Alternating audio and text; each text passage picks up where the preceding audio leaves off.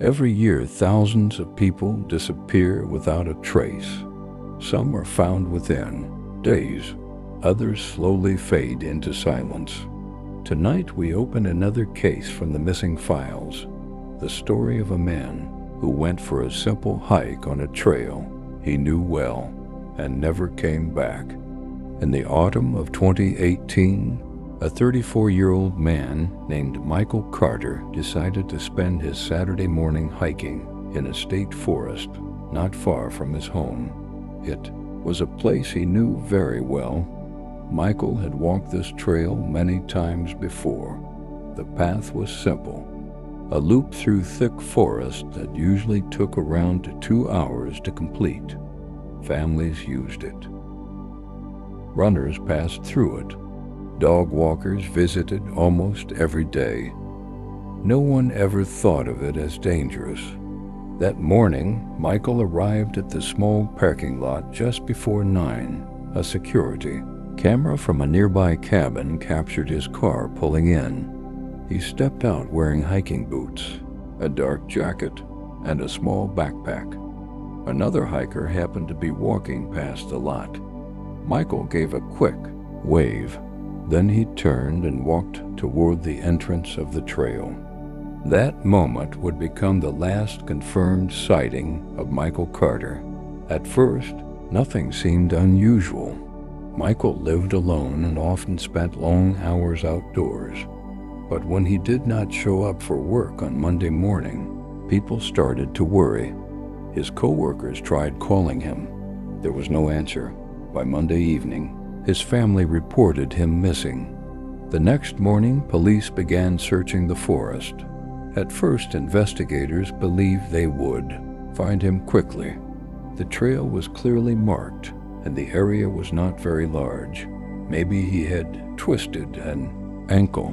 Maybe he had wandered slightly off the path.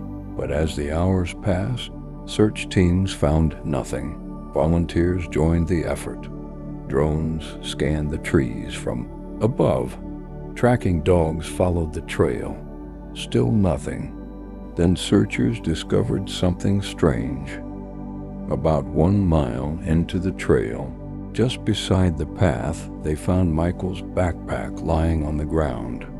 Inside the bag were his water bottle, a flashlight, and his wallet. Nothing appeared to be missing. Nothing looked damaged.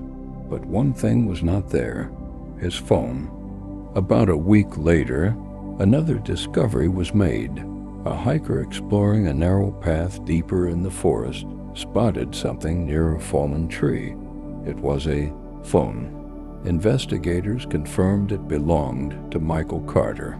The battery was dead, but technicians were able to recover some of the data stored on it. The last activity on the phone happened at 10:14 that morning. It was a short video recording, only a few seconds long. The camera pointed toward the trees. The image shook slightly, as if Michael had pulled the phone out quickly. For a moment, nothing appeared in the frame, just trees, leaves, and silence. Then there was a sound.